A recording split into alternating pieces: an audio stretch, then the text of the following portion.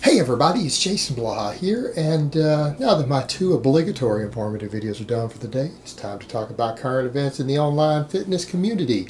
Today, I'm going to be positive. I know a lot of times I use this segment to talk bad about people who need to be talked bad about, but you know what? There's also a lot of positive stuff out there in the YouTube lands. That also needs to be covered. Motivational stuff, inspirational stuff, hell, things that motivate me. So let me put on my +5 out of weaponsmithing, work on skilling my crafting a little bit, and let's talk about this. Oh, and for the unaware, if you go to my About tab, I also have a Patreon site that I use to talk about things that we can't always talk about on YouTube. So there's unique content there. But back to this YouTube video, because this is what this is about. Oh, another side note. Speaking of current events, someone just linked to me a little bit ago, and there's a little short snippet in there, but I found out in a podcast that Big Lenny is actually a fan. That was a shock. Big Lenny watches my channel, is a fan. I was completely unaware of that. I was worried, my name came up that he was going to call me a cookie cutter, but he didn't. Big Lenny watches my stuff. That's pretty cool. Well, shout out back to you, Big Lenny. And I'm glad that you've seen the light on those BCAAs. I'm glad I saved you some money. You need throwing away your money on a bunch of overpriced Kool-Aid. All right, but on to motivational stuff. I saw a couple things this morning. I was flipping through my social media, and some of it I think it might have got on YouTube, but some of it might have just been on their Facebook, because I was still waking up, drinking my morning coffee, getting ready to go train. I wanted to get in and hit a squat PR this morning. Because again, I'm doing my Bulgarian, and I felt like I was going to be strong today because I got really good sleep yesterday, and I wanted to get motivated. I was just filming through some other people who I follow on social media, and two guys I know of posted some PRs. And you know what? I legitimately like seeing people who I like get stronger and set PRs and lift big weights. I enjoy that. It makes me happy. It makes me happy to see other people reaching their strength goals when I know that they're good people. I don't always feel so good for it if it's someone who I really dislike for personal reasons or whatever. But when it's legitimately good people and they're setting PRs, that motivates me to do better. And that can motivate all of us to do better. We're going to get to that in a second. But what I saw, first of all, I was scanning through, and Devon Palombo over at, I guess he's Beast Aesthetic, is that what he calls his channel? But he just opened a gym over in Florida. He's been training at his new gym. He has been working on getting to a 300 clean and jerk. Now keep in mind, he is not an Olympic lifter. He's got a background in powerlifting, bodybuilding, a couple other sports, competitive eating. But he's weighing like 208. And he's been trying to get to this 300 clean and jerk, pretty much self-taught on the exercise. And he nailed a 300-pound clean and jerk. He's been working on that a little while, and he got it. I saw that. I'm like, man, that's nice to see. That's nice to see. And, he's a gym owner. He's got a legitimate strength gym. And he's in there killing it. So that already got me happy, because I know that he'd been working on that for a little while, because I've been following him on social media, watching his progress on it. Like when he got to that 275, I knew he was going to get it. But he got a 300. And it's like, all right, that's pretty good, man. That was good to see. It made me happy. That made me motivated. That made me say, I need to go in and hit a PR today. He hit a PR. I need to hit a PR. Right? That's how it works, guys. Someone who you like, you enjoy, they hit a PR, you need to go hit one. That's motivating stuff. Now I get on my second cup of coffee, then I see Ben Rice come through. And this is a little more motivating. He puts 600 on the bar for a squat and does 5 clean reps. No, not like grinding out the fifth one. No, it were 5 clean reps. That was not his 5 rep max. He's calling it his 5 rep max, I think, but that's not his 5 rep max. And I looked at that, and I thought to myself, you know what, guys? I've been sitting here saying, okay, my goal is to get back to 500 on my squat this year, which I'm coming up on that. I don't think that's going to take much longer. But then my long term is to get here in my 40s. I want to get to a 600. That's one of the goals that I set. I told you guys I'm going to do it. And I looked at that and that felt daunting to me. I haven't hit a 600 squat since I was in my 20s. All right. And there were other factors involved back then. That's been daunting to me. I've said to myself, I'm going to get that number. I'm going to get it. And I watched Ben Rice do it for 5 reps. Now, I know that I'm not as good of a lifter as Ben Rice. I know that. But I saw that and I'm like, if Ben, and I'm pretty sure he weighs a little less than me right now, Ben can get to 5 reps. If he can do 5 clean reps, I can get to that for 1. I can get to that for 1. He weighs less than me. If he can do 5, I've got to be able to get to 1. I can do that. Hell, he made that look easy. For him, it probably was. That dude is strong. Jesus Christ. But he can do it for 5 easy reps. I can get to 1 if I really put my mind to it. And that was the mindset that I took away from that. It made me feel better about a goal that I'm looking at that I know is a little bit daunting. I know it's a little bit daunting. 500 is nothing. I could easily get to 500 again. 550, it'll take some work. I can get to 550. 600 though. 600 without blasting gear. Raw, no wraps. You know, that was kind of the mindset I took. It's like, I'm going to reach towards it. I'm going to reach towards it. But I used that cop out last time, you know. I'm going to reach towards it. But if I don't get it, then I'll watch Ben do it for 5 reps.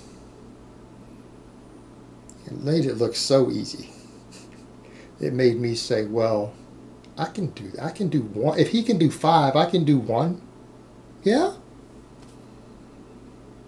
Hell, that means I've only got to be 20% as good as him, right? Because he can do it 5 times. I only have to be 20% as good as Ben. But, you know, the thing is, and as silly as that sounds, because that is silly, that can motivate you. Because you see someone else who is achieving excellence. And then you step back and say, okay, maybe I don't have to be as good as them. I can get to part of the way as good as they are, and that'll be real good. Why don't I reach towards that? Because if they can do that, if they can be here, I can get to here. I get a little bit under that, right? Motivation. When you see other people doing excellent things and achieving their goals and reaching, it can help you. And it kind of goes back to the point of what I talked about when you're in a gym, of the circles that you surround yourself with will determine how much weight you lift. In my opinion, that almost matters more than genetics, because we've all seen it. You take an individual, you right now, let's say you've been in the gym right now for a year, and you're only squatting 225 for a couple reps, because maybe you haven't been getting it 100%, but then you say, oh, I want to get stronger, I want to get better. Because I don't care what your goals are. That's not an acceptable squat for a healthy young man who works out. I don't care what your long-term training goals are. Even if you're a men's physique competitor, that's unacceptably low. But if you train at a commercial gym where the average guy squats 275 for a few reps, nobody squats 400, but you decide you want to get strong on the squats, but you don't have anyone around who you're watching, the odds that you will get to a 400 squat is actually fairly low. You take you as the same person, even if you're not particularly genetically gifted, and you go join a gym where the average guy in there squats 500, you will probably reach 500. In fact, you will probably reach 500 at that gym in the same time frame that you would reach 350 or 375 at the other gym. Again, if that was your primary surrounding influence. A lot of coaches have noted this over the years because they've also watched this happen with guys who have been weak, really weak still, even though they've been training 3 years, who go leave that gym environment and go to a different gym where the guys really are strong, and their strength starts coming up because they get motivated. They see the other guys around them who are insanely strong by their standards, where the weakest guy in that gym is stronger than anyone they've ever been around, and that's the weaker guys there. They get motivated. They not only get motivated, they start asking the other guys, what are you doing? They get more tips. They get pointers from people who actually know what they're doing. The people that you choose to surround yourself with, you will rise to their level. You'll rise to their level. And so that's kind of the interesting thing that we have now on YouTube. And that's the thing that gets brought up, the YouTube standards for strength because of all these elite lifters are so high. But here's the thing. How many people out here are watching all these elite lifters on the internet and seeing what's humanly possible who all of a sudden realize that a 400 scrawl barbell squat isn't crap? Well, for a woman it is, but for a man it really isn't. It's not that hard to do.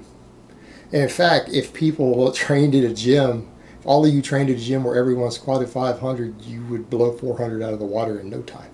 It just wouldn't take you that long, because you'd realize a 400 squat isn't that impressive. And a 400 squat isn't a powerlifting squat. That's not a strength specialization. Average natty can reach that. Average natty is capable of reaching that with average genetics and no drugs, without ever doing a full serious powerlifting program. Just a general strength program for long enough, you'll reach that. And that should tell us something, though. But again, you go into these environments where mediocrity and weakness is promoted, it seems really hard. You get in an environment where people know how to train and mediocrity isn't acceptable and excellence becomes the norm, then all of a sudden you realize a 400 squat's not really that impressive. Maybe a front squat without wraps, not a back squat. And that's the difference. And so that's something that people can take from this. Be careful who you observe when we start looking at what's an acceptable level of performance. Be careful who you watch. Be careful who you're motivated by. And it'll change your perspective. And for me, though, I like watching this. I like seeing some of these other guys who I know a little bit about. I enjoy watching their lifts because it's motivating. But you know what I enjoy sometimes, too? I occasionally like to go watch some of my followers and go watch their lifts, even guys who are weaker than me, and see that they've made some progress. Because you know what? That's also motivating. Because if I look over and I see one of my followers and I look here and he's been squatting 275 or triples, and then I look at a later video and he's now finally hit 400. I look at that and I'm like, that's somebody who's trying. That's someone who's working hard. That's someone who's getting results. And that might not be as motivating as watching Ben Rice hit 600 for 5, but that's still motivating too. Because that is someone who is in the process of doing, and they're putting in the work and they're putting in the effort. And that has its own sort of motivation to watch too, and we could all take something from that. But yeah, at the end of the day, I do enjoy watching these guys who are really killing it. I enjoy watching these guys who are killing it. And in this case, you guys can't really scream about the blast and the drugs, because these guys are not exactly roid-bound behemoths. Neither one of them are. We're not going to get into all the ins and outs of drug testing and everything, but you know, all things considered, I don't think either one of them are going to qualify as roid monsters. So you can't scream, well, they're just hitting those numbers because of a bunch of drugs. It's clearly not the case.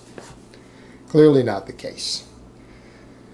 And, you know, here's how I would look at that. Hell, even if they were, how many juice heads squat 600 for 5 reps? I mean, seriously. So, you know what? That's impressive. I don't care who you are. I don't care. That's impressive. That's good stuff. All right, guys, but that's really all I have to say on that today. I hope it's been informative, and I will talk to you guys next time.